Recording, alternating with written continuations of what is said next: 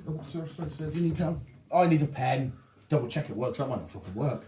Hello, visuals. It is once again a time of year that I look so forward to. It's mine and Chris's end of year awards, where no actual celebrity or film or actor or anything gives a shit. It's a wee bit crusty. Do you want to try? I can't imagine. A wee bit crusty. Oh my god, that's definitely been used by fucking Ty or somebody. Your pain's fucked. Yeah, I can't believe it. Once again, this is a video that I look forward to every year. Does that work? Yes. Every year, and every year it fucking comes and goes and whatnot. But yes, me and Chris are going to rank our favourite things from this year in terms of entertainment. As long as it come out this year. What the fuck's that? I don't know. What is it? It's wet and minging. It's wet and minging. Was it? Isn't that a bit of backy? I don't know. That was a bit of backy from a tin. Chris, we found Chris's kryptonite, tobacco. Chris is a big Avenger. Everybody's fucked up. Come with Tobacco Man. Yeah, so we do it every year, blah, blah, blah. You know the crack. But if it come out this year and we watch it this year and it's something to do with entertainment, we rank it. I've tried to go less hardcore with my lists. Usually I'd make fucking hell 20 different categories. I've tried to simplify it. Yeah, well, I was trying to figure out what categories you go down, and I was like, I can't fucking remember. No, I'll do my list, and then when you say, right, category this, category that, I'm like, right, okay. See what you can remember and shit. No, I've tried to go less thingy, and it's quite, look how my hand, just because my handwriting is compared to yours. Do you want to save the top films till last as the main one? You just tell me what I'm doing and I'll speak. I'll tell you what, right? We'll go for. We'll start off with two categories that I've only got one for, right? Okay. So I've got a category that I've got for the saddest moment of the year in terms of entertainment. Not real life shit, because fuck me, that's depressing. This is better news. Not real news. Listen to entertainment news, it's better. Okay. If you have a saddest moment from entertainment this year, Christ. I don't know. I don't think I do. No? No. I don't think I do. It doesn't matter if you don't. It isn't fucking... off the top of your head, can you think of one? Well, I'm just looking at my me films lists, and you'd be lucky if I've got like 30 films I've watched this year. How many? 30. No, I'll be more than that. We're at the cinema most weeks. That's 52 weeks a year. Yeah, but I missed a lot this year. Yeah, bearing in mind, there might be a week where there's nothing out or there's nothing new out. I think I've missed quite a few this year, though, obviously. Reasons. Oh, yeah, of course. But, well, if you have I don't think. I'm just looking through my list to try and figure out. I had a fucking few, but I had to narrow it down to one. I vaguely remember one on that one. Yeah, I don't think I do have a sad moment looking at my list. This is starting up bleeding, isn't it?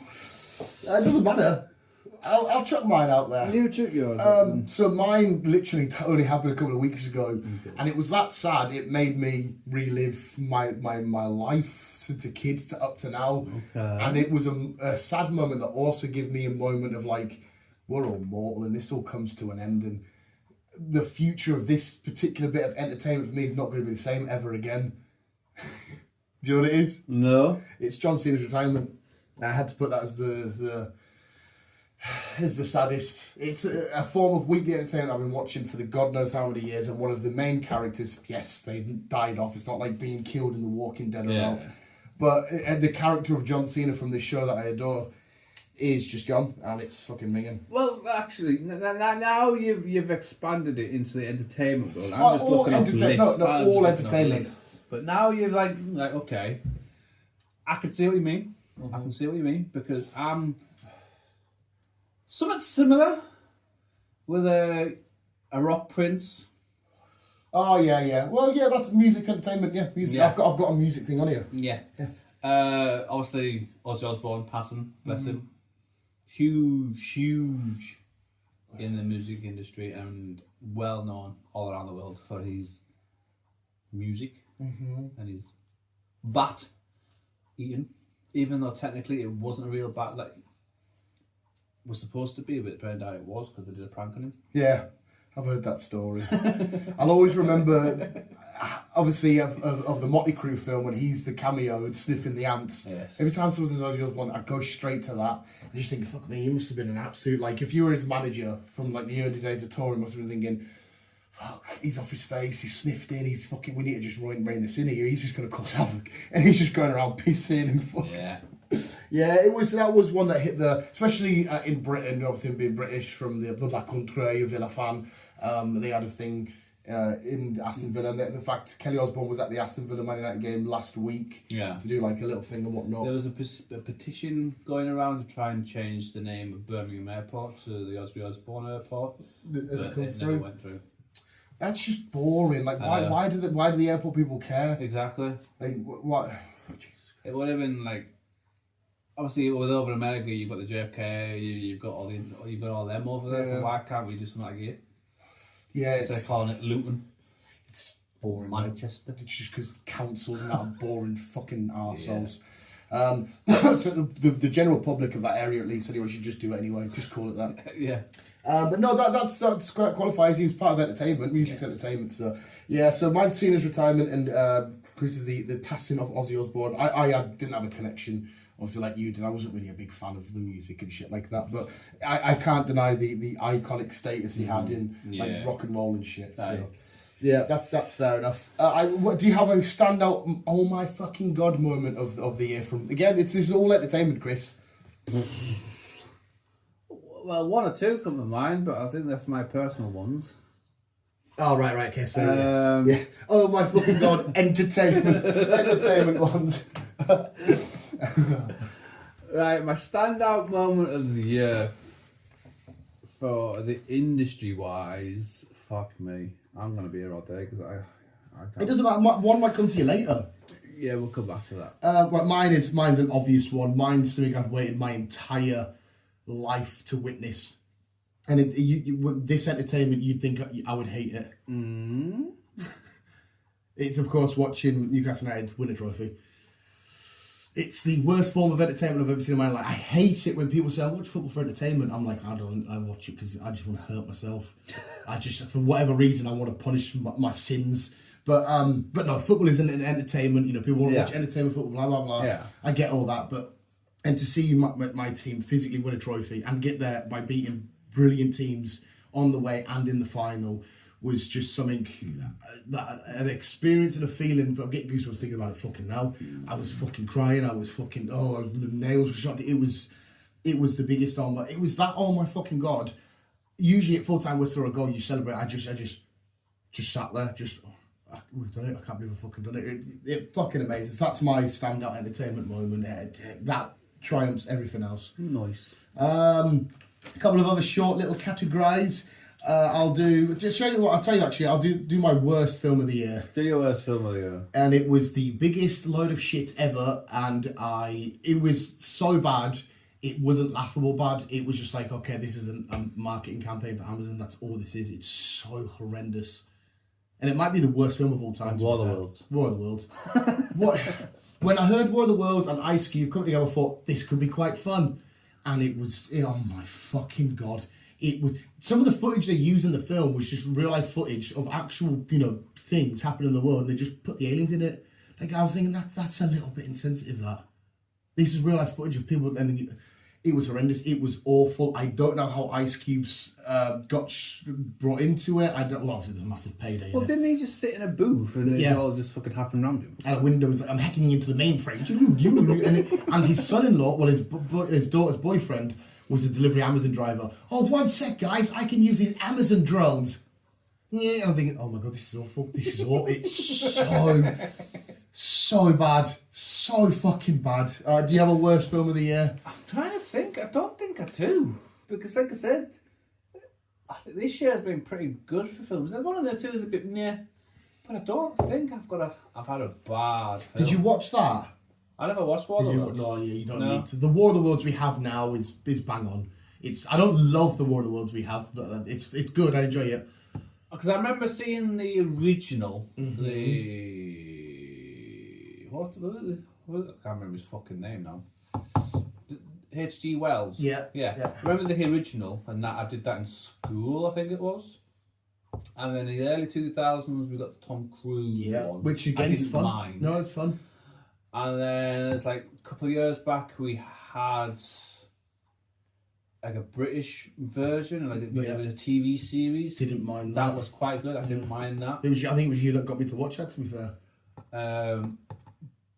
But when I heard about this, I was like, okay, I'll give this a watch, see what the crack is. And then I heard just a lot of it's shit, it's awful, don't watch it. And I was like, okay. I love a shit film as well. I love a shit film. But this was borderline where at the point you watch it going, they've finished filming this, put it together, watch it, went, yeah, we'll send it out. Oh my god, it was awful. Shit. I've got one that's not the worst thing ever, but I felt a little bit down. I've got a category of biggest letdown. Okay, my biggest letdown was Until Dawn. And again, I watched it.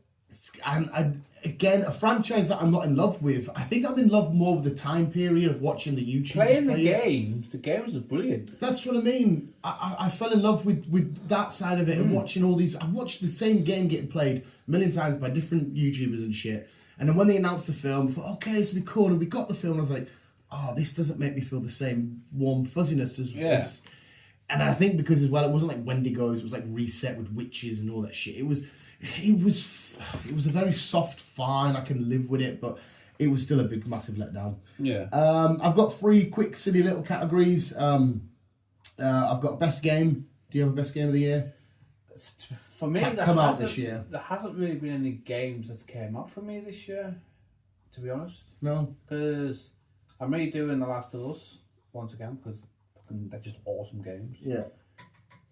Last Stranded, they were a couple of years back. Any games on the Xbox? No, most of the games I want to play on this year are coming out next year. Oh, fair enough then. There's So about hopefully 4 or 5 of them coming out next year. Hopefully next year it's a better question for you then. Yes. What are you looking forward to next year? What have you got? Next year we've got Euro Truck Simulator. That's coming out on the consoles. It's been out on the PC for fucking decades. But you're finally getting it on the Xbox and PlayStation. We're getting the 6th installment of Forza Horizon, but we're going to be in Japan. Oh, so did you ever finish your weird Forza? Didn't you say you had like a bug or a glitch or something? There's just a Forza Horizon 7. Forza Horizon 7, they've just stopped it altogether. What was it that you kept trying to log in, or wouldn't let you log in, or it kept stopping you? Say there was a game. Maybe it wasn't Forza. There was a game you were playing this year, and every time you put in a detail, or every time you tried to log in, so it wouldn't let you go in. I can't remember what game it was. I'm only jumping to Forza because that's the game I hear about most from you. There was something that just kept stopping you from actually playing it. I can't remember now. I can't even tell you which episode. I know that obviously I had that bug with Cyberpunk. Oh, maybe I'm getting confused with that. But no, that was a little while ago. That was a while ago. There was definitely a game this year where that maybe they did an update or something had changed and you couldn't get in and physically play. And I was like, what? So you've paid all this money to play this game and that, and you can't get in? I'm trying to remember what I bought. I think, if I remember correctly, a couple of weeks later after we spoke, you said, yeah, it's all sorted now. I think he said that, but I might just be making shit up now. I can't remember. So there's no new games this year. There's no really new games I've played this year. The only one that really came up for me that was a standout, and it was also kind of a surprise hit, because I didn't think I'd enjoy it as much as I would, was Pokemon Legends ZA. I was so scared of being stuck inside of a single city in Pokemon, whereas in Pokemon I want to be in the deserts and the jungles and the water and that. But no, fuck me off. Yeah, it's beautiful. It's absolutely fucking gorgeous. My other 2 silly ones I've got is I've technically got 3, but I do have a best album, music album that come up this year. Best. Where's my phone? Where's your mobile? See, when on the truck, I always go through a lot of music, and certain songs will come on because I try to listen to mixed playlists. A bit of everything. Instead of having my own saved ones. Yeah. So I can get some new talent coming in. And I'd say probably at the moment, because obviously there's quite I've listened to quite a few, but I'd say Closure. It's a band. They haven't been out long. I think they're already established like 2022, 23. Right. But they've just like released a lot of LPs. Right. And they've over the like, couple of years they've just like fired them every now and then. Okay, so that they had a couple of new things that come out this year. Yeah. And is that when you discovered them as well? That's when year? I discovered them this year. Yeah, I was on it. It's like maybe a month or two ago. And I discovered them. Who are they called? Closure. Started with a K. And then what's the name of the album or the song or whichever they brought out, which makes you like, yeah. Well, what got me into the song was a song called "Let Me Let Go." So would you say that's your song of the year then? Or? I would probably say that's the song of the year because when I heard this, it just like I don't know. It just when it comes to my music, people are, you listen to great music. I'm like, yeah, well, yeah, but no, but you need to step away from what's playing in the background. Listen to the lyrics, listen to the words, because you could have them lyrics and them words in a country, at a dance or whatever. Listen to the words. I massively agree with you there, but on the other side, when if you listen to Blink and you can hear the boom boom boom boom boom boom in the background, and then you come in with a bit of that, like I know when Travis Barker's drumming because of his style of drumming. Yeah. So I'm like, it's like this melody of just shit coming together because Blink-182 aren't the greatest lyricists or even the greatest singers and shit.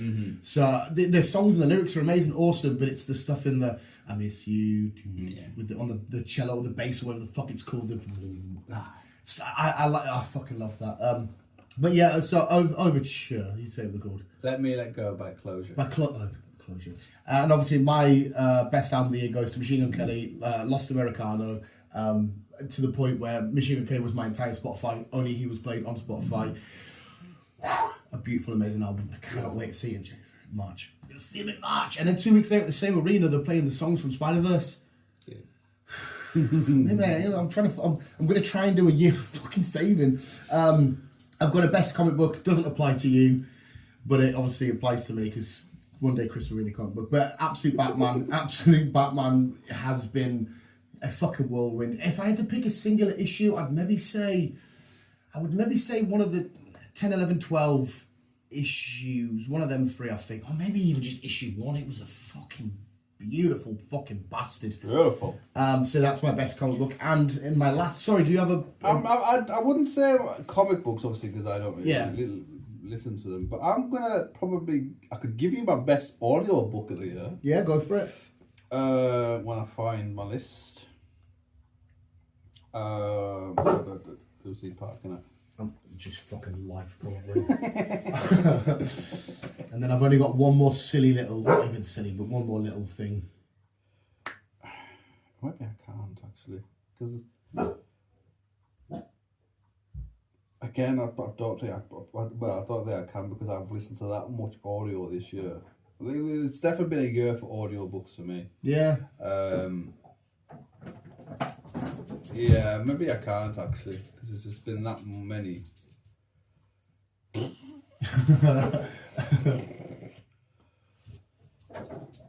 You've definitely come out here a few times and said, "Oh, I really enjoyed this." Like, I think the one that always sticks out to me is the one that you said. I think you said it was in Manchester, where people were like half animals, half people, or some shit like that. Yeah, I think that was called Monster. That had a fascinating little sort of premise to it. Yeah, that was a good book. I enjoyed that one. I think that was called Monster or something like that. I'd probably say Edge of Survival series. I think there's a book. Well, no, there's also another one. There's that many. Yeah, no, I'd say probably Edge of Survival series, where you follow a lass called Hannah in this little small town. She got abducted. Yes, I remember you saying this one. But an EMP went off and the entire world just went into blackness. Is that the one with a dog? Yes. Yeah, I remember you talking about this one. Yes, and she ends up getting befriended by this, like... Yeah, let's call it a dog because she finds him in the wild. And he helps her through how to get back home, and then other shit all start happening. It's such a good. Everyone you've spoke about when you've come down have all seemed quite good. So there's not one that I've been like, oh, that sounds a bit shit. They've all seemed quite. I remember that Manchester Animal one because I've never really heard anything like that before. No, that was an interesting one. I was just gutted on the ending. They just like stopped. Where it would have been nice to figure out where they went after that, or maybe do another book. Maybe they will. I don't know. Laura knows all too well about disappointing book endings. I get a lot of like, oh, why are they ending? Why? My last one little category was my surprise hit of the year, which you're going to hear about this again throughout my lists. But they might like, oh my god, I didn't realise I was going to enjoy that as much as I would. Mm-hmm. And it goes to Superman.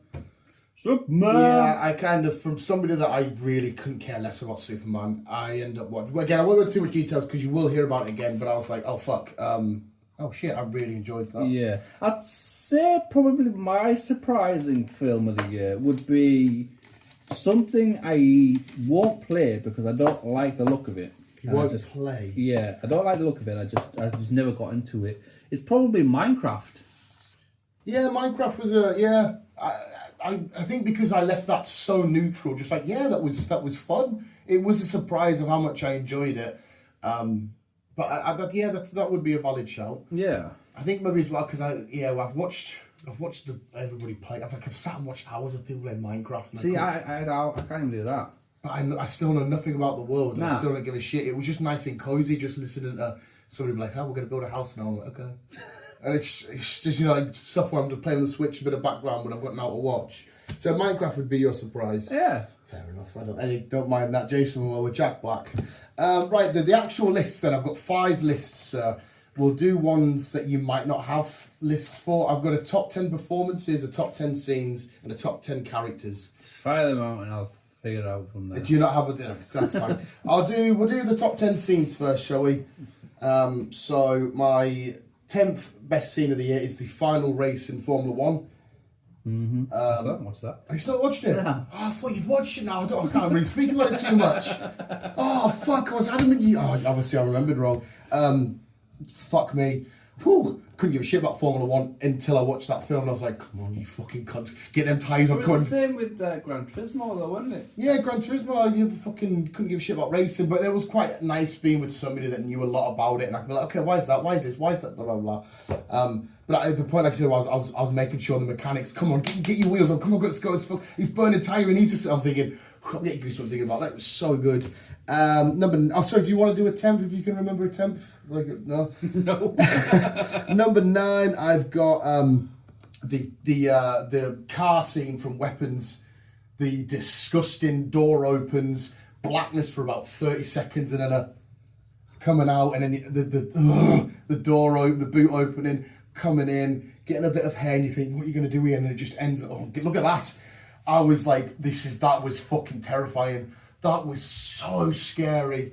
Do you remember it? Vaguely. Yeah, when she comes out with the scissors or whatever it is. What I loved Weapons. It was great. It was a good film. Yeah. So that was number 9. The number 8 is the running sequence in 28 Years Later, where you can see like the Northern Lights and shit, and they've got the big fucker running behind them. Come on, lad, we've got to come on, so we get back. Oh, your heart's pounding. Come on, lads, get back. Such a good scene. Number 7. This is quite a heavy one because I didn't like it because I loved it, but it made me pure. Because it's to do with like drunken mums and shit like that. But it was Carmi and his mum in the bear, and he finally makes a meal. I'm gonna cry now. He finally makes a meal for her, and she apologizes for how she's brought him up in the carnage. And God, it just fucking hit me like a ton of bricks, and I was a wet wipe. I was so bad during that. Number 6, I've gone for Richie in It, Welcome to Derry. Just running along, chucking out that middle finger, making me go, fucking come on, son, you little bastard. Love that. Number 5, I've got... It was hard to pick one from this, but I've gone for the ending of The Long Walk, where I think he doesn't realise that he's stopped. Because you think, oh, we've got a winner. Oh, no, picks her back up. And then he carries on his talk and something like that, and he's behind him, and then oh my God, that fucking broke me. It was absolutely fucking gorgeous. That was number 5. Number 4, I've got Yelena's speech from Thunderbolts. Oh, it's another one that just hit where she's, Daddy, I'm so alone. And I'm like, oh my God, Thunderbolts was such an emotional. I was there for Bucky and US Agent and fuck me, you Florence Pugh, you Liam, you fucking broke my heart, and I hate it. Daddy, I'm so alone, and he grabs it. I'm getting goosebumps again. See, I would never remembered any of this shit, but now you're telling me about them. I remember. Oh mate, especially emotional shit. It always, like, I'll be laying in bed and a scene will hit my head, and I'll be like, it's so bad. Number 3, one that you can't think because you haven't seen it, but one that just made me want to grab every dog I've ever had, and it's the scene in Good Boy where Indy's finally free, because the whole film's a metaphor. It's not a horror film; it's a metaphor for dogs seeing out sickness in humans and shit. Yeah. I'll talk more about it in a sec because we do think get to Good Boy again, and there's a moment you think, oh my god, this dog's going to die with its owner again, but this little door opens up in Indy. Oh my god, it's fucking gorgeous, and I fucking love dogs, and humans can fuck themselves. Number 2, oh my god, I don't know if I want this here, or do I want that there? Right, I'm going to go for it. The entire closing sequence of Andor, where we find out that Cassian's got a kid, he's going off in the fields, and the final speech, a rebellion I fought for, and he's talking about, I fought for a sunset I will never see, and all this shit, and these moments of finally closing in, and the show ends, and that's when I immediately, I'm watching Andor again.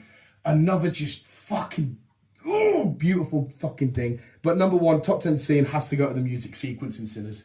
Yes. I had to give it to that. It's just fucking unbelievable. I think I wrote that down. Oh, did you? Yeah, I think I wrote that as my favourite moment. I did. Favourite moment was Sinners. Yeah, it was... The music night, the music opening. It was brilliant how it transformed into the all-time classic, whatever that they started off with, into the drum and bass, into the rapping, into the... It all worked brilliantly. It was meant to, I think what makes it even better is at the end when Remic's looking at it all burning, is he can physically see that. So like we experience like time and like this line of that was 20 years ago, that was 10 years ago, that was 5 years ago, but all of a sudden the music starts to play because it's so pure. It goes in like a flat line and it's all just happening at the same time. Yeah. And it's like, and the way the camera comes, no shit, and the ran, I was like, this is like him. This is fucking. Whoa! This is killing me. So yeah, that's my number 1 scene from the year. Have you got a top 10 performances? No. I'll shout mine off and you can tell me. I've got number 10. I've got John Cena as Peacemaker. Just that the man keeps just delivering. I've always loved Cena as the wrestler, and then when he does, I feel like, I don't mind him, but he's there, it's fine. And he just keeps coming in, and when we see Chris break down, and all of it, they all surround his boyo, and he's just been hitting that, and he does that scream, that was like, you're... He is a good actor, for someone who's never really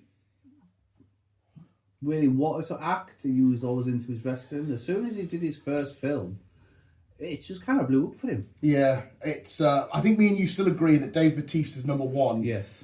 But without taking my bias, taking my "you can't see me" hat off, there can be a day where Cena might start to rival Bautista. Well, I think he is better than Dwayne. Definitely better than Dwayne, because Dwayne, it's the typical stereotype. Yeah. I'm big, I'm stronger than you, I'm going to fight the world.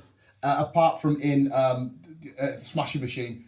You didn't watch... I did a solo trip for that, didn't I? He did a really good performance in that, but that's a one-off. It's not a one-off, sorry. It's the first of maybe many, I don't know. But as it stands, when you get The Rock, you get The Rock, and he is brilliant at being The Rock. Yes. When they want that part for a film, we know he's going to smash it. But when we start to get to, like, John Cena as Chris/Peacemaker is so emotional, but he's also so funny, and he's so charismatic, and he's so goofy at times. He's just brilliant as Peacemaker. He is brilliant. So I've gone for John Cena as Chris. I didn't want to have this one so low down, but I can't fucking it's been a nightmare to make, but I've gone for number 9, Florence Pugh as Yelena. Mm-hmm. Her performance as Yelena was just fucking out of this world. She is, again, that's another good actress who's slowly rising, and she's brilliant. Everything she's in, she's just... Yeah, if Florence Pugh's in it, I have a massive interest to watch it. Yeah. Because she's fucking outstanding. Number 8, I've gone for Ralph Fiennes as Dr. Ian Kelson from 28 Years Later. Yeah. He was another one that I wasn't expecting to hit me. I wanted to put so many people in. I wanted to put the mum in.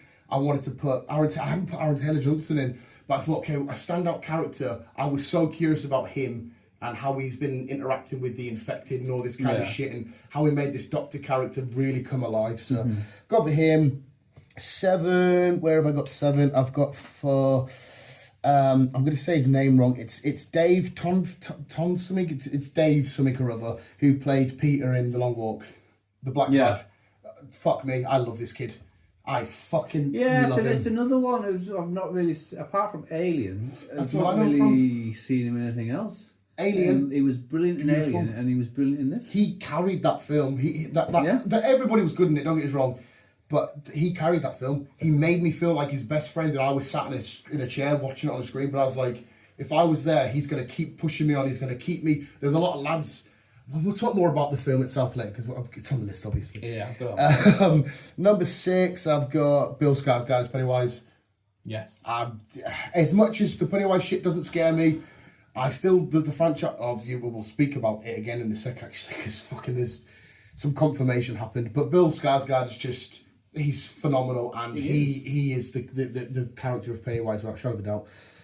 Number 5, I've gone for Jeremy Allen White as Carmy from The Bear. I love him in The Bear. The Bear is one of the greatest things I've ever seen. It'd be one of my favourite TV shows of all time, and it's about chefs. I keep saying it every time I talk about it's chefs, but it's not just the food aspect. It's the human. It's the vulnerable. It's fucking minging. Number 4 is David Cornsweet as Superman. Again, I'll get to that in a sec when we do the actual list. Number 3, I've got Indy as Indy from Good Boy.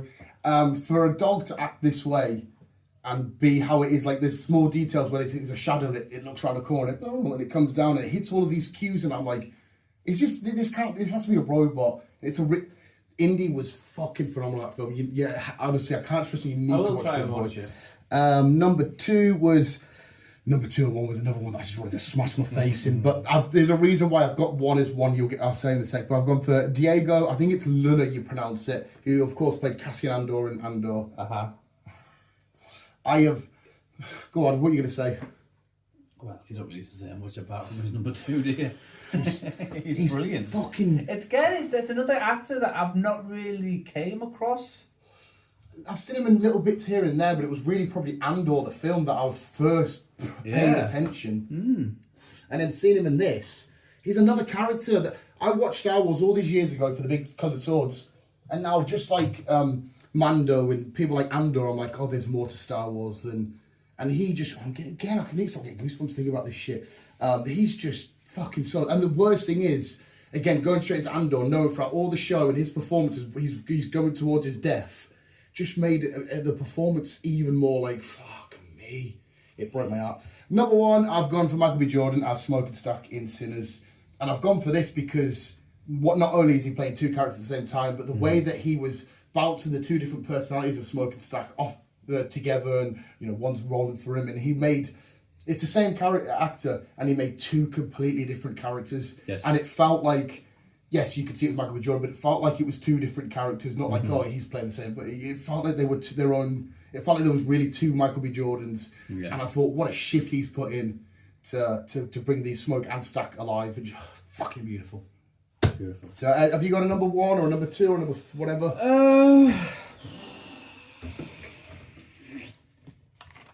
Now you're asking. Now you're asking.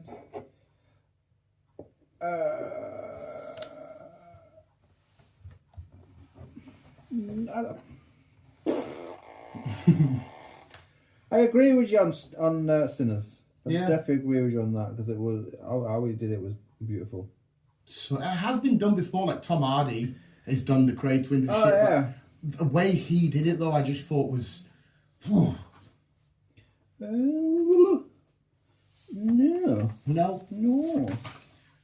Well, you're going to agree with anyway 1 and 2, Andor and Smoking I definitely Stack. agree with your thing there. Right, have you got a top 10 characters that you just fell in love with? I can put something together. Well, I could do like 10 and then you could say 1 and then, So my 10 is, I've gone for Richie and Welcome to Derry. He was by far a character. He was a good character, wasn't he? He only come in like, episode bit of 2, and then you really started to see him in like episode 3, sort of going onwards. Yeah. Fuck me, that little dude was just a fucking legend. Absolute beast. A legend. Can you think of a 10, sir? My number 10, I'm going to say probably Robert Pattinson's Mickey. I've got him on the side. He isn't in the official list. I wanted to, for the same reasons as Sinners, because he played multiple versions of himself. But because it was the same one, there was only one real difference with the bit in the bed. There were virtually the same Mickey every time until he got to another one. It's the only reason why I couldn't quite. But I don't hate that thing though, because he was still phenomenal. He was brilliant. Yeah. And so you've gone for Robert Pattinson. Number 9, I've gone for Remick in Sinners. I thought, what a great villain, what a great character. I am so invested. That was the Irish guy, wasn't it? Yeah, with Jack O'Connell. Fucking hell, man. So badass. What an amazing bad guy vampire.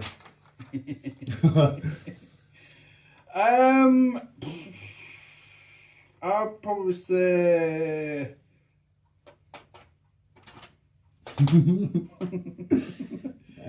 I'd say probably Aaron Taylor. In 28 years. Harry, man, come on. Oh, he was so good. He was. This was such a horror. Exactly. He hasn't made my list. It was such a hard list to make because there's so many. Great shout, Chris. Number 8, a character which we already love, but I loved him that even more, was Matt Murdock / Daredevil. Yeah, I think I agree with that one. Fucking beautiful. You can't go wrong with a bit of Matt. Oh, you're going to say you agree on that one, number 8? I'd say I probably would.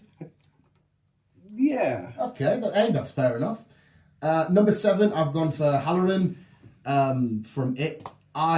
Fuck me, again, he was such a core, integral part of this It show, and he just kept the glue together. The way towards the end, when the spirits got set free, like from his mind box, and knowing that he's going to go on and do all the Shining and all this kind of stuff, and how he connects the Stephen King like sort of universe. But Halloran, I think I'm saying it right, was just so mesmerising to watch at times. Again, even before we see Richie, well, what do you see? A motherfucking miracle. I fucking loved him when he's shaking and be like, oh, the whispers and that. I wholeheartedly believed he was a fucking, he had the Shining. I believed he was a psychic motherfucker. So he's my number 7. I'm gonna say, you know, I'm looking them up now because I can't fucking remember their names. Do you remember Warfare? Yeah. The war film. Yeah. Will Poulter. Yeah. The sergeant, one of the sergeant guys. Yeah, not a problem. Yeah. Phenomenal. The film was brilliant regardless. The film was outstanding. Watching that in the cinema was amazing. Did I watch No, I did a solo trip with that one as well. It? Yeah, you must have watched it. It was Amazon, I think it was on. Yeah. Yeah, that I love. Again, that hasn't even made my top 10, and I hate that it hasn't made my top 10 because I love it. That's how fucking that opening, call on me, and then just to, I was like, oh fuck, Yeah. Oh, we're here now. And just, it felt, again, not from speaking of experience, not something that's been obviously in a fucking war, but it felt like I was there with them. Like when they go up to the car to get out and the explosion that goes off, and the way they were just doing shit, hand signals and touching it, I felt like I was there. But that's who you're going to go for. I'm not arguing that. Number 6, I've gone for Yelena. Yeah, I agree with that.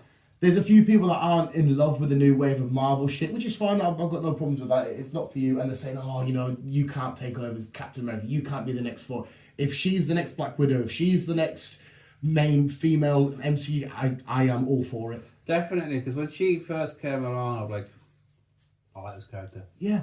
She's funny. Taking the piss. Just dropping down and be like... Yeah. I couldn't agree more, mate. She's amazing. Number 5, you've heard his name a lot already, but Kami from The Bear. I fucking love that man. He loves it. He's putting all men to shame though, because he really loves flowers, and girlfriends always want flowers, and I sometimes forget to get flowers. So he's putting all men to shame. That's my number 5 though. My number 5, I'm gonna say, don't even know. Don't even know. I might know.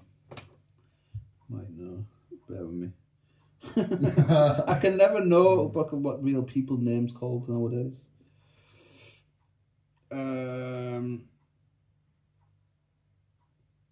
Where the fuck's she at? Oh, who have we got?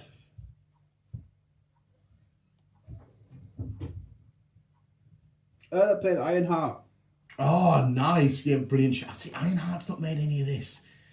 Dominique Thorne. Yeah, she was great. I think she was. I think she was brilliant, and she got a lot of stick for playing Ironheart. Yeah. And I don't understand why. You watch that show and you're like, this is fun. It was fun. This is great. And I think a lot of people are going, this is the next Iron Man. No. This is Ironheart. She's not here to be Iron Man. No. She's Ironheart. I love that shit. I fucking regret so much shit that I'm not putting this, but I can't fucking help it. Beautiful shot from Chris. Number 4, I've gone for Peter from The Long Walk. Main lad. Well, one of the main lads. It's just, again, he was just one of the boys. He was the boy. Yeah, I think I'll agree on that one, to be fair. Number 3, again, you've heard his name before. I'm going to say it again because I fell in love straight away. Indy from Good Boy. Indy from Good Boy. Indy was just not only the real life dog, so the performance was amazing, but the character of Indy. I know you might be like, well, it's not much of a character, it's just a dog. I'm sorry, there is so much personality and storytelling in the eyes of this dog. It is just fucking heartbreaking and it's soul destroying, but it's also so powerful and moving and beautiful and shit. So Indy's my 3rd favourite character of the year. I'm going to say probably Wendy from Alien Earth. Yeah. I haven't mentioned fucking Alien Earth and like performances and shit. I can't help it. I think she did a brilliant job, to be fair. Yeah, she did outstanding. Especially when you saw the evolution of the character being very and then nonchalant to like badass to change. Like, no, we're gonna kill the people and look at my pals here. I still don't love the xenomorph chilling like, what with the gang, yo? I'm used to watching it be like ripping your heads off. It felt a little bit odd, but her going from like, because obviously she's a kid inside of not a grown up, but an adult, a body. Yeah, beautiful. I've switched the order of this because I've gone for characters, not performances. But number 2, the character. I've done it as a together because that's fair enough that it's together. It's Smoke and Stack together. Mm-hmm. I love that, and I love how different but also similar they were at the same time. How they interact with each other at the party and stuff. Even like the final sort of little showdown and shit. It's just beautiful. So my 2nd favourite character / characters is Smoke and Stack, and you'll get my number 1 in a sec. Right.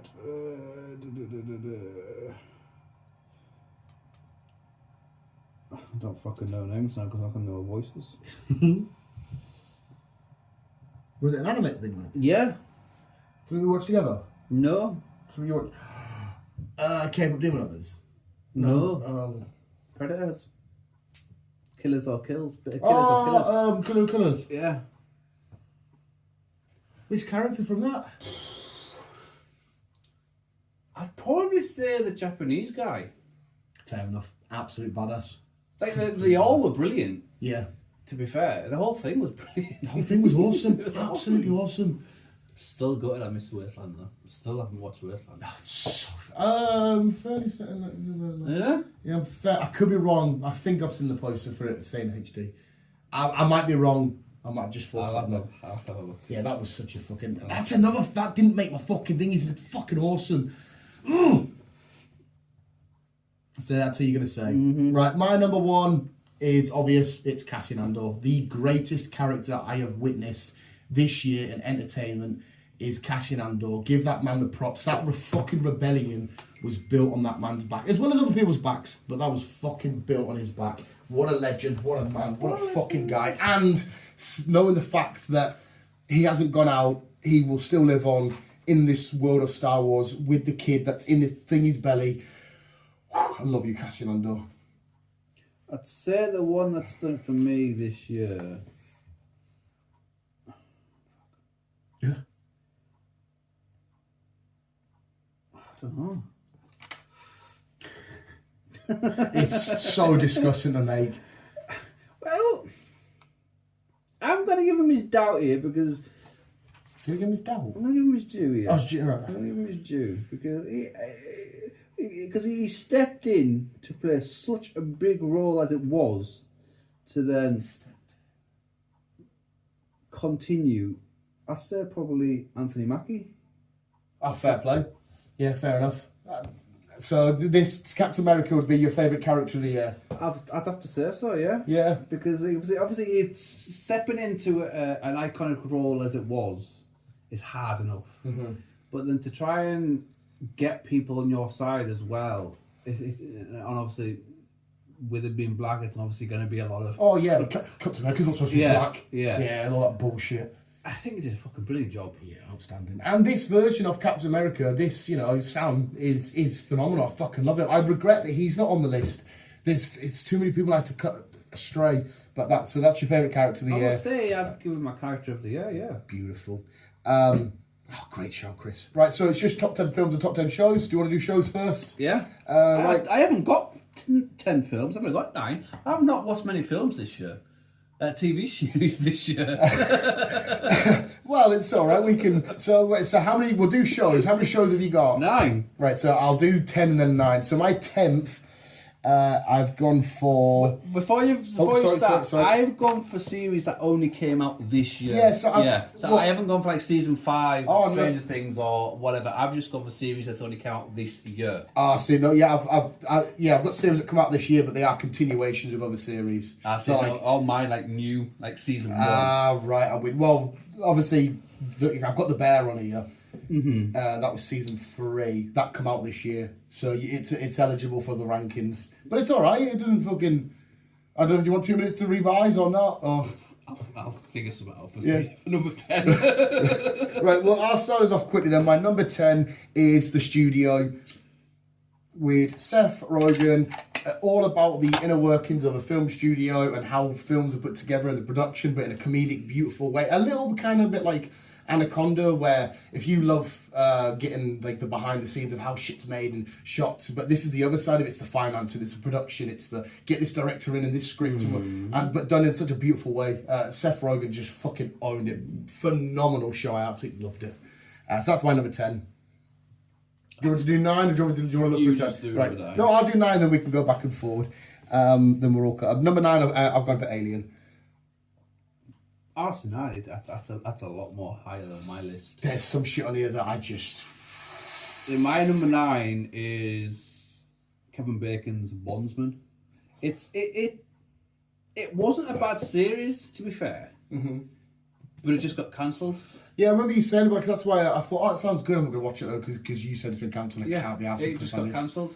But you definitely did speak about that in quite big detail, and I thought that does sound quite fun. And Kevin Bacon's somebody that I really like, but I never speak about. But every time he's there or he's doing something, I'm like, I like Kevin Bacon. Even when he's on them fucking adverts, I'm like, I like Kevin Bacon. For Bondsman, he got killed, and then he came back alive, and then he was also like killing these spirit demons as well. He was doing his own thing. It was different for Kevin. Yeah. For what he has been doing, and I thought I'll give it a go, I'll give it a watch. And it was like I said, all right, and then just it's fucking annoying when shit like that happens. But yeah, I definitely will check it out if it gets picked up somewhere else. 100% I will. Number 8, I've got I can't remember what season. I think it's season 4. No, season 3 again. No, season 3. Sorry. Of Invincible. I know you didn't love it, but the carnage and drama and chaos, and then Stephen Yeun as Invincible is just so amazing. J.K. Simmons is Omni-Man. And again, another show that's helped put together by Seth fucking Rogen. Yeah. He's behind so much cool shit that I love. But I love Invincible. The animation's beautiful. The comic's amazing. Created by Kirkman that did The Walking Dead and shit. Phenomenal. That's I think it was season 3. What's your number 8, sir? My number 8 is The Institute. Stephen King's The Institute. Yeah, we'll be talking about that as well. They target young, not mutant people, but it's like people that has like some kind of weird abilities and stuff like that. You had ones that could like mind read, and you had ones that could like move objects and shit like that. I don't know if they'll classify, but usually in Stephen King's world, that's The Shining. People have got The Shining, but I don't know if they're not. If that's what they're classifying it as in that, Possibly. I don't know. Brilliant season, brilliant episodes. If there's a number 2, still don't know, but we'll find out. Yeah, again, another show. I remember you talking to me about that one. I thought I might have a goosey gander. I'm more in. I might as well speak about it now quickly, but I'm more wanting to learn about the connected universe of Stephen King and how every Shawshank Redemption is connected to The Long Walk. The Long Walk's connected to fucking Welcome to Derry. And Laura's given me her copy of It to read. It's fucking massive. But I had to quickly confirm the ending that everyone said about the weird group underage sex orgy. And it turns out actually that's happening at the end of the book. And it's made me feel a little bit sick. I'm glad Dave Buscemi didn't put it in the films and shit. Because it tells you about them taking turns and feeling their small penises and shit. And I was thinking, why the fuck has he got to the end of his book and thought we'll make the 12-year-olds fuck? It's disgusting. He apparently in an interview, the metaphor was it was to show them coming from their childhood to adolescence. I was like, there's much better ways you can do that. Yeah. And he said something about, it's more frowned upon now because of this day and age. And I was like, I think writing about kids fucking's always been a bit frowned upon. Oh, I don't know what you're doing here, because all of it's beautiful, and then I hear about that and I'm like, oh. So when I finish reading that, I might just skip I that. think I've got it on my playlist to listen to as well, to be fair. Oh, you're doing the... Oh, fuck me, you'll probably beat me, to be fair, actually, because that's going to take me a while to read. It's fucking... Oh, it's a big one. Oh my god, it's astronomically big. I've got quite a few stuff in my playlist from Stephen King. Institute, again, is on that list. Yeah, but so, for that reason, though, I've been wanting to learn more about the Connect. I know it sounds stupid on paper, it's all on the back of a big turtle, but I just like the fact that, okay, sweet, we're all... A connected universe always gets me fucking excited. Yeah. It always does, I'm sorry. Anyway, sorry, so yours was the Institute. What number was that, sorry? Number 8. So number 7 is Mr. Blind Man. Mr. Blind Man. Born Again Daredevil. I said I've got it higher up my list. Again, I can't, there's too much shit on here that I just... Yeah. This was a list already high enough to rank, but even if I just go off that final episode where Eric's blacked out, him and the Punisher fighting, but he's like, no, Frank, and he's like, no, you've got to take him out, Red. Wilson Fisk doing all of his shit. A phenomenal series. I've got number 7. It's a series I'm still watching, but I'm enjoying it at the minute. It's called Watson. He's kind of like a doctor, kind of like a cop kind of esque, where he goes into that. It's a bit like House. Yeah. But instead of doing surgical stuff, it's kind of like weird things happening to your body. Your fingers start twitching or whatever. And he puts a team together to try and analyse his family, the family tree route, and why his hand's doing a weird twitch. And it's not just a psychological Parkinson's, it's something else. Oh, it's all so right. it's kind of like that kind of aspect. It's a new series. It's only just not long come out. But it's interesting. It really is interesting. Every time I hear a doctor, especially Dr. Watson, I just go straight to Sherlock Holmes. But I don't mind. And I've got a crack down and breakdown. Oh, that sounds sick. Number 6, I've gone. I don't know if I should have. Should I put this here? Yeah. Right, I'm going to stick with it. It's the newest season of South Park. They kind of had 2 this year. It was weird. They did like 4. Like season 26, and then they randomly did another episode and went, this is the start of a new season. We're thinking, why is it not all the same season? It was kind of weird. Yeah. I don't know. But just their political take on all... They even mentioned 6-7. They mentioned Labubu's, the Donald Trump shit. There was, you remember when Donald Trump smashed up the White House not long ago? Yeah. They had an episode where they just all sat in the White House and they're just smashing it up, and it just goes to different shots of the White House hat. They're just... The boys get it, and I fucking love them. I'm going to need South Park. I fucking love them. So yeah, South Park season, my number 6. No bother. My number 6 is... There's only one season, because they cancelled it after this. Is fuck? I don't know. NCIS, Tony and Ziva. Tony and Ziva were big in the NCIS when it all first started off. A lot of people liked them. Yeah. And when we heard about these were getting a series, it was like, get it. Uh-huh. So basically these two... I've got a daughter who gets kidnapped, and they've got to do the NCIS thinking and shit to try and get her back, as well as try and invite them. I remember, I think most weeks you come down, you mention new little bits to your NCIS type sort of fucking world getting added on, and I remember you talking a lot of excitement about these certain things and whatnot. So I expected to hear something like that on your list anyhow. Yeah. Number 5, I've gone for It's Welcome to Daddy. It was a fucking roller coaster. It had its ups and downs. I still think that... What the fuck, dog? I think he might be barking at the couch because there's a ball under there. The couch isn't going to fucking move for you, mate. It had its ups and... Do you need to take that? Possibly. We can always pause, sir. Yeah. And we are back. Right, visual. Sorry, we were on 5. It's Welcome to Dairy for me. Because it had its ups and downs. The graveyard scene still pissed me off. Just how haunted mansion it looked. I thought that was really fucking dumb. But the overall series was fucking awesome. Again, Bill Skarsgård's performance, all the different characters were super well done. The final 2 episodes were just fucking awesome. So yeah, number 5 is Welcome to Derry. Well, I had something before that, but I'm going to change it around because I think I agree, to be fair. I'm going to put that at number 5. Yes. I did enjoy it. It was a bit near some moments, but it definitely started off on a high and definitely finished off on a high. 100% couldn't agree more. Yeah. So that's number 5 for both of us. Number 4, I've got Peacemaker season 2. What a beautiful season! What a beautiful way to carry on the Peacemaker storyline, and what a fucking horrible way to as in horrible storyline wise. Way to end, because we know that he's trapped. What's going to fucking happen? The team aren't going to be together for a Peacemaker season 3. They're going to be appearing in different DCU projects and shit. Oh, we need to get him out there, and I love this. I mean, going from a comic book reader's point of view, you kind of knew what the twist was, but when the twist was revealed of this Nazi winning the war fucking world, it was the way it was done. It was funny and shit, and yeah, it was fucking awesome. Awesome. Mine's Ironheart.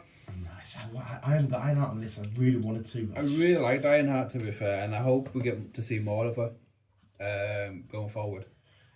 I agree with you. We need to see more of the whole world, as well as ending with Mephisto and shit. What's going to go forward and stuff. She was fucking awesome. Number 4 is The Bear. The Bear just continues to be outstanding. The next season's going to be the last. This final episode of this season ending on such a fucking bombshell. What the fuck do you mean, Carmi? But obviously I won't go into spoilers and shit, but The Bear, beautiful. My number 2, as I'm looking... No, my number 3, as I'm looking at my list, again, I'm going to change it round. Ooh. Because I was torn with my last 3. So, my number 3, I'm going to give it to Daredevil. Oh, yeah, it's such a good show. It was a brilliant show. So awesome. I can't wait to see him more. Looking forward to seeing more of him. I'm definitely looking forward to seeing Punisher. Yep. Wilson Fisk. Yeah. The lot. Yeah. Great.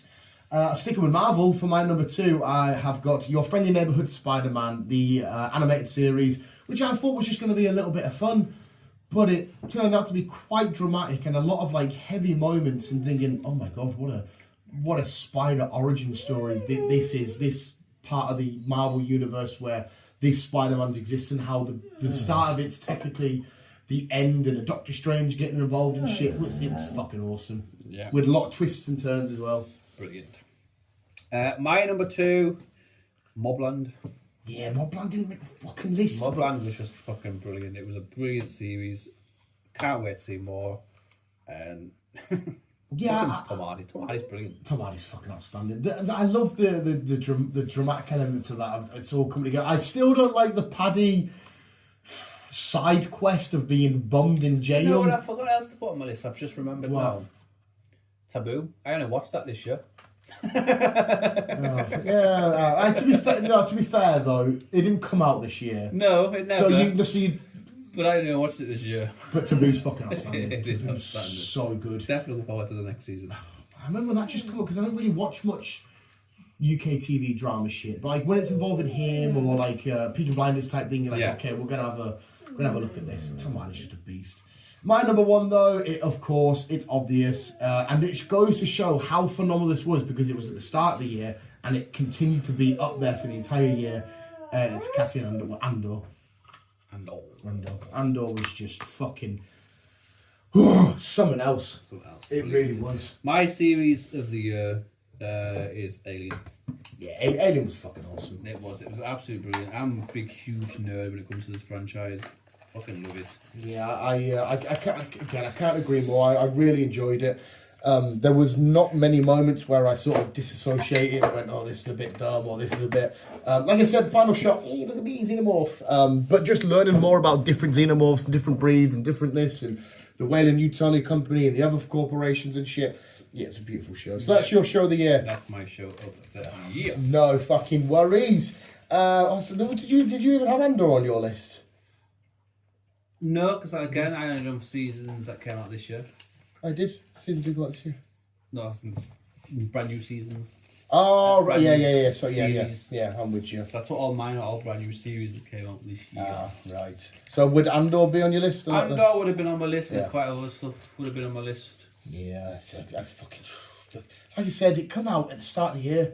I'm surprised you haven't had like Gen V or The Boys and stuff Well, like that. well, we had Gen V. There was. Do we have a Boys this year? No, the Boys was last year because Homelander yeah. got a lot of my. Again, I wanted to put it on there. It's on. I've got shit scribbled out, but I'm going for the ones that massively impacted me. And the shows that I mentioned there, like I can't understate. Again, a show about chefs was my third, and it just keep every time there's a series that comes out, it makes my list constantly because it's fucking phenomenal. Right, the main event though, I guess visuals, the one that that it's really all about is the films. Do we have 10 films, Christ? I do. Do you want to kick us off this time, or do you want me to kick us off again, or? I can kick off. You can kick us off, sir. I'm just renaming some because it's spelled the wrong one. I'm going to shout it out. So my number 10, my film of the year, Death of the Unicorn. I enjoyed that a lot more than I thought I would have. Yeah. We saw the advert, we saw the trailer, we thought, okay. It looks dumb, but it looks fun. Yeah, John Ortega, we love. Paul Rudd, we love. What's this about? Oh shit, that was brilliant. It was. Yeah, I can't agree more. It was fucking awesome. It was brilliant. And it was quite quiet as well. It didn't seem like it was massively talked about or hyped up or whatever. But like I said, just get that. And then even how it ends, like the unicorn's not really the bad people and shit like that. Like just these moments in the house and how intense it felt. And there's this big demonic beast outside, but it's like, oh, they just want the kid back. Yeah, they just want the. It's fucking. That was awesome. My number 10 is Fantastic Four. I wanted to say more about this in terms of performances and all this kind of shit and whatnot, but yeah. I love Fantastic Four. I think this is a great reincarnation of the Fantastic Four team and shit like that. Oh, actually, quite curious then. Season 2 of Last of Us that come out this year. Mm-hmm. So if you would have been playing by them rules, would that have made your list? Because I still don't think that would have made my list. You know, definitely would have made my list. Yeah, yeah. Because would you have had it high up? I would have, to be fair. It would have been in at least top 5. Yeah, yeah. Because I know not last year, the year before, the season 1 come out. When season 1 come out, I know that was on a lot of our lists. Was it not the year before? I think it was 2013. I can't. 2013. 2023. Oh, I was fucking saying, it's not that fucking long ago, is it? I literally thought I just time travelled or some shit there. Fuck. Yeah, I can't remember. I know when we did it though, it was on a lot of our lists for shit. Yeah. So that's why it kind of. I know you're a much bigger fan. It kind of hurt a little bit. That's why I never made my lists. I thought, I'm not. But the episode season, the big battle was that episode 2, the one where Tommy fights off the big fucker. Yeah, that was good. I wanted to add that to my list and shit, but there's just too much more shit I'm more emotionally attached to. But sorry. Anyway, number 9 is Running Man. Yeah, makes sense. It was a good film. It was so much fun. It was a good film. My number 9 is Warfare.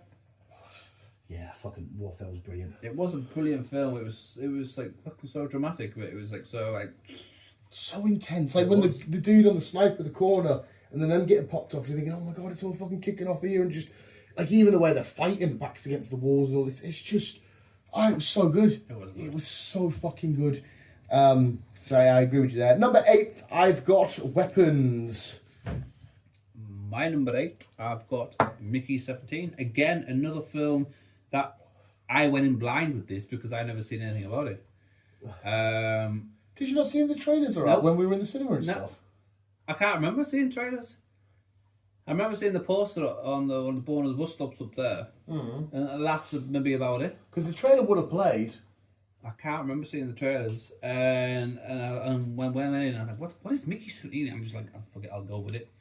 And yeah, I really enjoyed it. Yeah, it was so much fun. Getting to a weird planet, just to they were colonising the planet. Yeah, and then these weird creatures. Yeah, which end up being the good guys as well. Yeah. Which help because when you first see them, you think nothing of it, and then like they come back, you think, what the fuck? I will always remember the scene where he's chasing him thingy and he slides down the stairs like that, and I just thought, It's not on my list, but it was hard to leave it off because it was a really fun film. Lots of fun. Fucking hell, Mickey 17.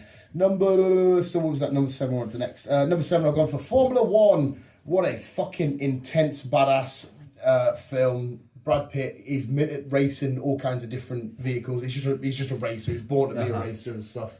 And then getting down to the nitty gritty, he joins a team that just can't win a race in Formula 1, and they start getting up points and shit. But it's like there's a new hotshot coming up, and there's him, and it's like clash of the old guy and the new kid. But then he helps him get positions and shit like that. And then you get to the final race, and you're like, "Come on, lads, you got fucking 2 laps." It's so fucking awesome. Oh, Formula 1's intense as it is, but over the years, it's gone stupid. Whether you're not allowed to overtake, if you're not, say if you're going around a corner, you need to be a certain percentage in front of the vehicle or coming alongside the vehicle to allow you allowed to pass. Otherwise, you've got to back off for safety reasons. I'm like, well, that's not racing. To me, that's not racing. You know way more about it than I do. Because if you're going for an overtake, you go for the overtake. That's the whole point of racing. You get them on the corner line, not just to say, "Oh no, safety, let's back off. Let them get around the corner first and then try again." It's like, no, let's bollocks. Brad Pitt does not race safe in this. Again, you might be able to find bits in it. There are moments where they're speaking to the radio people saying like, "Oh, he's 5% above this, you've got the cooler tyres, take him on the left at the certain percentage of the corner and shit." There's also a moment where he bends the rules to get qualification laps where he's not breaking the rules, like moments where he's like going dead slow and stopping so other people can't perform. It's fucking awesome. It's so good. Sorry, that was my number 7 though. My number 7 is Ballerina, the John Wick verse. Oh shit, I completely forgot that was this year. I'm starting to think coming back. I loved it.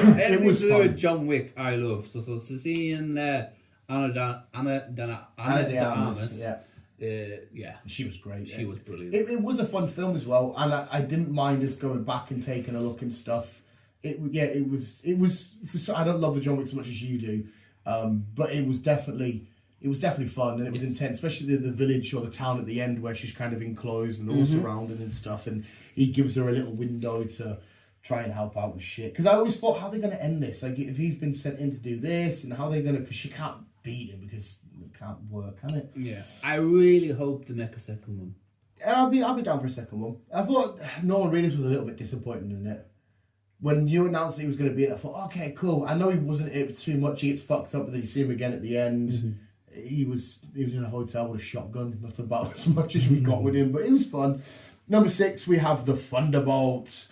What a way to just speak about trauma and depression and all this kind of shit, but yet put it in the metaphor of a big, bad, fucking floaty guy and then fight with these other completely broken people in their own separate ways. Yeah. Plus Bucky in that as well. When he drops up and appears and he arrests them all and shit. I fucking loved Thunderbolts. He fucking loved it. My number 6 is Walk the Line. The Long Walk? Yeah. Yeah. It's fucking... Why have I put the Walk the Line? Isn't there a Johnny Cash Walk the Line film? It is, isn't there?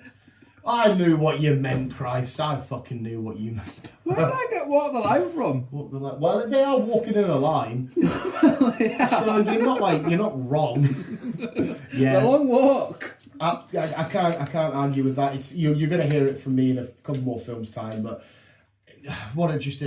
again, you watch that and I love the fact that they make you forget that these boys need to die until one survives. Yeah. And you sat there, you're getting paddy with them and you're laughing, you're giggling, and then there's even moments in it, like I never even took to a second thought about how they're going to pee on poo until they did it and like, oh shit, they've got to do it. And then so many vulnerable, fucking heartbreaking, minging moments. And that's also 2 films where we see Nathaniel, is it Nathaniel, whatever his name is, in It Welcome to Derry, plays the lad in that film as well, and he dies in that and in fucking Welcome to Derry. Yeah. Just a beautiful, gorgeous film.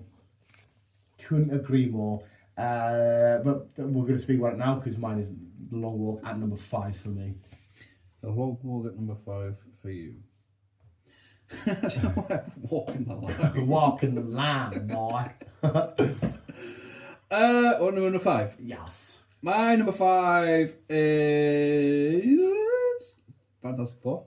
Oh, fuck me, that's a lot higher for you than it is, mate. I wanted to put it, I couldn't. The shit above it's just too good. But yeah, what a fun film. There were one or two little silly moments and whatnot, but I don't care. I thought each member of the family was done beautiful. It felt like a family. Ben Grimm felt like the comic book thing. Pedro's amazing. Vanessa Kirby, that moment towards the end where you think she's going to die and stuff was beautiful. Galactus was amazing. It was such a good film. I really enjoyed it. Silver Surfer was outstanding. Herald, Galactus, fucking so good. It was a good film. So fucking good. So good. Number 4, we have Good Boy. Right now, because I said I'll speak about it, I'll speak about it now quickly. The reason why this film is so heartbreaking is because it was done as a horror film, but from the dog's point of view, seeing ghosts and shit. But this hasn't been confirmed or anything, but I got to the end of the film with a different conclusion. Throughout the film, the owner of Indy is sick, and his granddad had this illness as well. You see him in hospital and all this kind of shit, and you think, what's the matter with him? And I don't think that Indy is seeing ghosts and demons. I think Indy, because we know that dogs can detect illnesses in humans, I think Indy is looking at the illness of her owner and seeing it as this, because it doesn't I think it sees it as this demonic thing coming for his owner.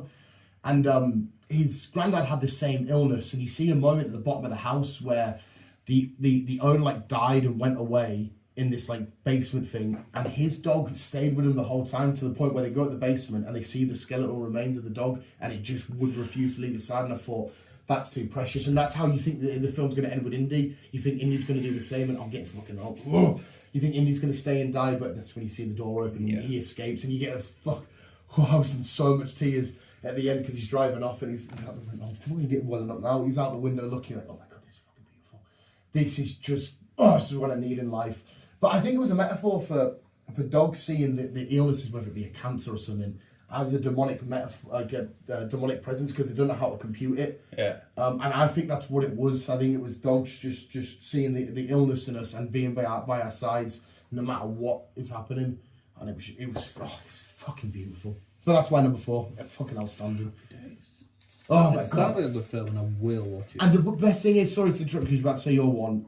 You could tell it's an independent film made by a lad who had a couple of quid and wanted to make a film, but you can see how much passion and love's in it, and just again, I don't know how you make a dog act so fucking beautifully.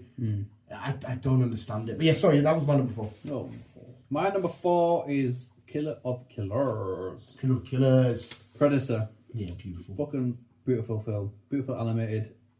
Didn't expect it to be that good either. Nah. I knew it was going to be fun and whatnot. I love an animated thing anyway. But like just to see the hunt at different stages and shit, and then the Yautja honouring them again later on in life, because when they're bested, they want to be. Because again, we see the thing at the end. We see the girlie from Prey. And we see Arnie in one of the freeze boxes and shit. Definitely wait to see more of this. Like 100%. I don't know. Surely they will, because they've connected it to Prey. I want to see how it connects with them a lot later. Does that mean they're going to have a final? Is there going to be a film? There's going to be a big battle off between these people that have killed Yautjas before, or what they're going to do? I want to see way more of it. Definitely. Can't agree more. Number 3, I have got for Superman. I cannot believe it's this high up the list, but I knew it was going to be a good film because it's James Gunn and all this kind of shit. I didn't think I would there were so many moments in this film that were beautiful, like when his Krypton's been captured and Superman's talking to Lois and he's like, you know, he's just a dog and he's not even very good at that, but he's all alone. And it just made me look at, okay, this is what Superman is supposed to be the ultimate symbol of hope and no matter what. And the speech at the end, he goes, that's where you're wrong, Lex. I've always been human. And he gives him, and Lex in this, that's a cunt, that. Being so arrogant that when he's fighting Superman later on, he's hitting him with 1A, like the most easiest of combos, just a straight jab, and thinking, I'm smarter than you, I'm better than you, I can beat you. And then getting Krypto at the end and coming and helping.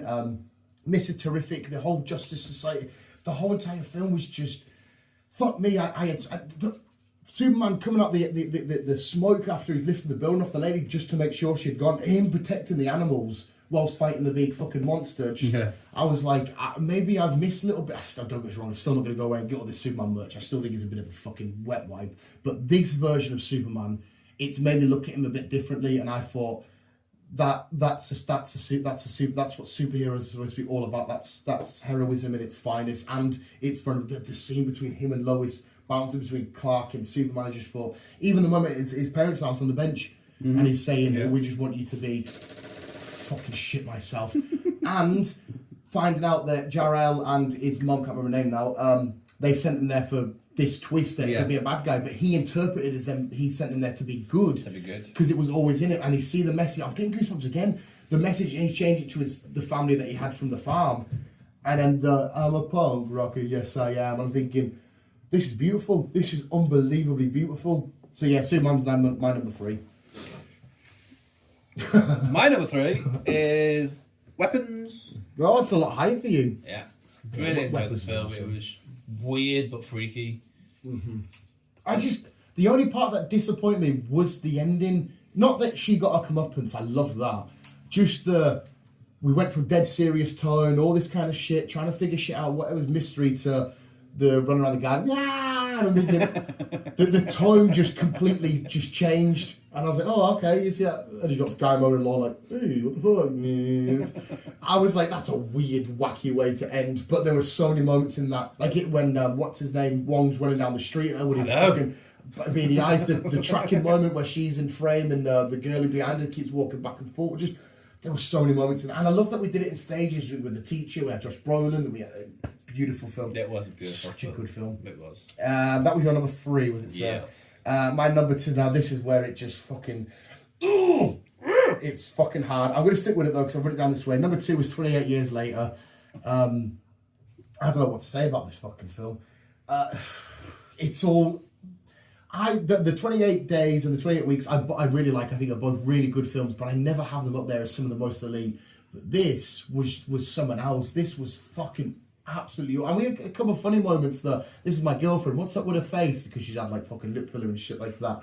But the emotional moment of obviously his mum's severely ill, and then when it adds a skull to the temple, he puts it to the top. Fuck me, I was thinking this. I didn't realise this film was gonna have me like this. No. Just absolutely breaking my little heart. And then I love now that I've dissected the ending to so many. Fuck me, I must have spent hours, but I was dissecting the ending with other fans online and shit like that. Because when you first get the ending, you're like, what the fuck's happened here then? But then when you break it all down, it makes perfect sense. It fits beautifully. It fits amazingly. And but when you first see it, you're like, Power Rangers are playing. But it told us that at the start. Yeah. With the Power Rangers, because we're dealing with a world where a young lad who's dealing with his toys chooses to leave it at home, and a young lad who grew up in this world on his own, he's only got the things that made him as a kid. Yes. All he is. He's not had any adults to bring him up. So the Power Rangers, and at the time in this universe, Jimmy fucking Savile wouldn't have been outed as a paedophile. They wouldn't have known about that and stuff like that. So these things that we're bringing up, he's embodied to think, right, oh, this is what kept me safe as a kid. This is what will keep me safe in the future and shit. And then, like I said, when you break it down and dissect it, I was like, oh, this, no. Because then it adds to the psychological element, and we're going to get a lot more in literally like 2-3 weeks. Yeah. Fucking beautiful film. Aaron Taylor-Johnson, outstanding. Ralph Fiennes, beautiful.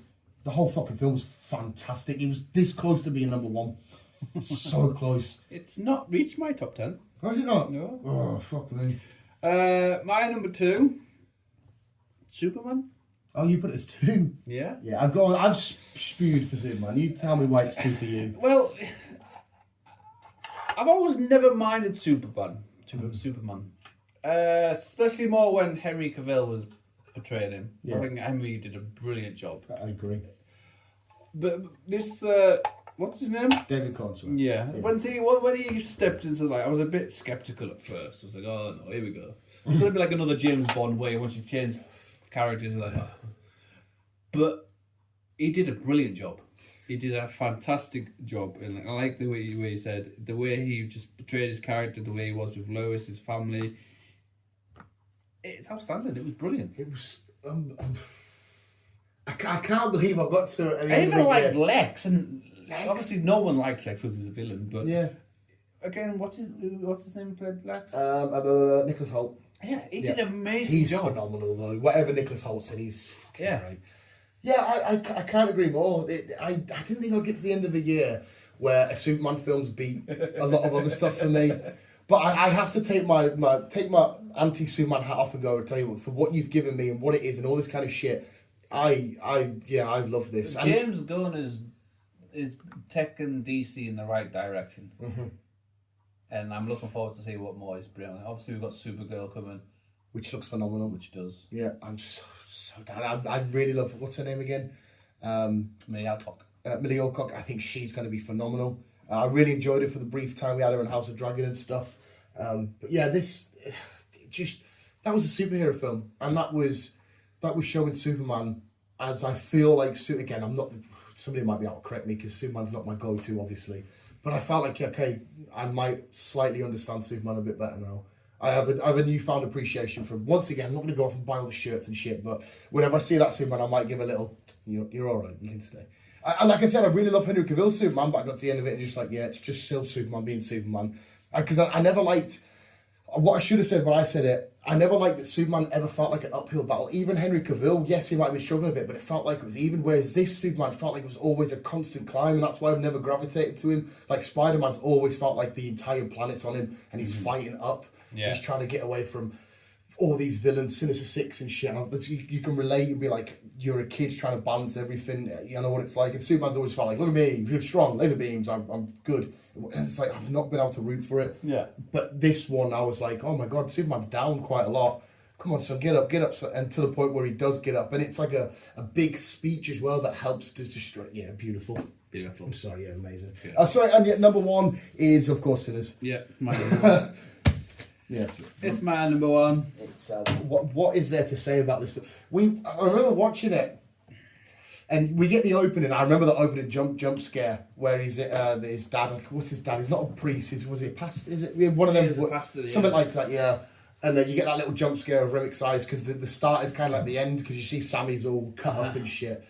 And then for about 45 minutes you just have Smoke and Stack coming back from Chicago and shit, and you forget like it's like a vampire-y thing. And like, okay, I know you're plotting along, and then when the shit kicks down at the what's it called again? What's the bar called?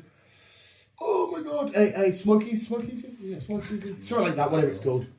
And then it all hits, and I fucking love the scene where it's they're playing the Rocky Road to Dublin and shit. And I even, to the point went on Spotify and looked at all the backstories, because Spotify added their own little things of like the mystery of this ship that wrecked, that brought the Irish people over and shit. And I didn't realise there was a connection throughout history between the Irish and black people of America, because the Irish would put, you're not fucking typical just white person, you're scum as well. They were like that with them, and there was common ground and shit. So Remix obviously as well had a bad life, and I thought he was a great villain. Apparently Machine Gun Kelly was supposed to play the people at the house that he goes to, the big tall one. He wanted them to be in that, but he turned it down because he had to say the N-word, and his daughter's black, and he was like, I'm not doing it if I'm going to say the N-word. And I thought, it's a little fact for the film. But there was just so much in this film talking about like history of certain cultures and all this kind of shit, and even the storytelling, like these particular vampires can see music at its purest form, like we see in the scene. Yeah. And how they're attracted to it and drawn to it. And Sammy, when he starts proper singing and stuff, fuck man, I've maybe want to watch it again. So I've seen it about 10 times this year. Fuck me. And we get to that final end conclusion, and then seeing them at the very, very, very, very end, and coming back and seeing Sammy. Even we stay for the post credit, and it's just Sammy in the church playing away. And this is just such a beautifully made film, and it was brilliantly done. Ryan Coogler just fucking. He would be my director of the year as well, to be fair. Honestly, we've got more films of him with him coming along, so if they're as good as Sinners, then they should be good. Well, I can't, like, it's Black Panther, beautiful. This, amazing. And it was quite nice as well. Sorry, Chris is getting a phone call, sorry to interrupt you, sir. Seeing them together, Michael B. Jordan, right, could get the Hollywood Walk of Fame for Chadwick Boseman putting his thing down. I was thinking, this little group of artists I want for the rest of my life. I want Ryan Coogler to be directing Michael B. Jordan and all this kind. I want stories from these people forever. They're just phenomenal. They're so good. They are good. They are brilliant. I'm looking forward to seeing more. And that's another one, because Sinners wasn't early, but it was early-ish. And I remember as well when you first, I'll never forget this, you first announced, Haley Seinfeld and Michael B. Jordan in a vampire film. Yeah. And I was like, okay, that's just going to be sexy, like modern day city alleyway, Michael B. Jordan on fit, would bite you. I didn't know it was going to be this. Nah, I didn't. No idea. I can't remember there was much description on it at the time. It was just these two in a vampire film. Why not? Yeah. Why not? And I just thought this is just going to be sexy. And it's just going to be sexy and them doing vampire shit. And then we get the first trailer and the second thing. This isn't how I've pictured it in my head. And then we get the film. Even the ending where the racists come back and he fucking kills them all. But obviously he fucking goes down. But even the backstory of the characters, because we know that they were in war and shit. The reason why I can't roll because his hand's all fucked up and stuff. And seeing him go off with her when he's dying, the baby's finally there, the baby that they missed, miscarried. Well, no, not miscarried. She was born and died. Yeah. Just, what a beautiful storytelling fucking moment. Yeah, it was beautiful.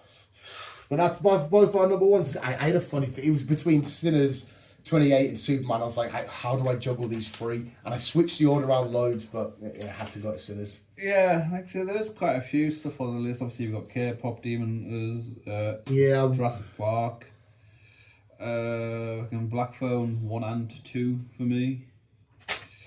Lilo and Stitch live action. Yeah, that could have been a surprise hit for me because I left that going, yeah, that was fun. But at the same time, I felt a bit cheap because I also watched the animated and thought, yeah, that was fun. Yeah, and obviously Meg 2.0 is also this year. I couldn't add that to the... No, it was a bit cringy at some points. The first one was so much fun and quite, unique in that. And then that one was just, all right. Yeah. I can't remember if it was the first film we watched, but I nearly added the monkey. That was another surprise. I was like, oh, that was really, really fun. Which one's the monkey? Remember that? And if you had the monkey, it made like people around you die. Oh, you saw. Yeah. And I forgot about that one, actually. I was going to add it and I thought I really enjoyed it, but I don't think it beat the ones that I already put on the list. Yeah. But yeah, that's it. It was fucking. I wanted to add Predator Badlands. I wanted to add Predator. The fucking thing that you chucked in. There's so many I could have. I wanted to add Knives Out, but I think as well. Today, at the time we recorded, we've got back from watching Anaconda. That might have gone down as a surprise hit. I'm not going to add it now, obviously, but we went into that. I went into that thinking this would be a cheap little laugh, and then we'll go on. Yeah, I really enjoyed it. You enjoyed it. Really enjoyed it. Obviously, it's not going to go onto next year's list because it won't be there. No. But it would have been somewhere in the list, I reckon. It's getting its own special shout out now. Yeah. And we will be reviewing it next week. But yeah, I think it's safe to say, I know at times me and you could be easily pleased, which I don't mind as a moviegoer. There's so many people that go online and, oh, this is crap, that's crap, this is crap, and whatnot. Even stuff that I don't love, like an Avatar, I'll try and find the good and be like, yeah, it was fine for this reason or what reason. And I know sometimes me and you are easily pleased, like a superhero film, for example. As long as I've got fucking Batman fighting the Joker, that's all I really need. Yeah. But then sometimes we're spoiled with a proper moment in time, like a Sinners, where I'm like, oh my fucking God. This is beyond amazing. So, because it's like Chris says at the start, it's very rare we leave the cinema and go, that was the worst thing I've ever seen. Even the worst things we've ever seen, we go, yeah, that was fine. It was whatever. fine. Hey, it's been a good year for films, like. It's... Even last year, I think last year was a good year for films for us. Yeah, without a shadow of a doubt it was. And next year, you're probably going to hear a lot about Spider-Man, because there's a certain Spider-Man film coming out in the middle of the year. So, and Avengers and shit. Yeah. So expect my number ones already biased as fuck. Top character Spider-Man, top film Spider-Man. I might as well just do my top 9 and just leave one out and just fucking away we go. Yeah. But we'll leave it there anyway because we've rambled for long and I think Chris has got matters to tend to and shit. So visuals, thank you for spending the year with us, and you are all a beautiful bunch of bastards. Remember to always keep being you and keep on keeping on. And as always, people, thank you for the year. Thank you for listening. Thank you for putting up with our shenanigans and talking weird shit. And finally getting us over 1,000. And yes, on that note, the dogs want food again. Always. Always. So, just keep swimming. Every episode next year, Chris is going to have a new ending. This challenge. Oh, I feel straight away. I'll forget what you have and haven't said anyway. I'll have to repeat myself every 4 weeks then. Yeah, just do that. And I'll go, hey, new one. And you're thinking, this cunt's fucking easy to fool. So yeah, love you, bye. Beautiful.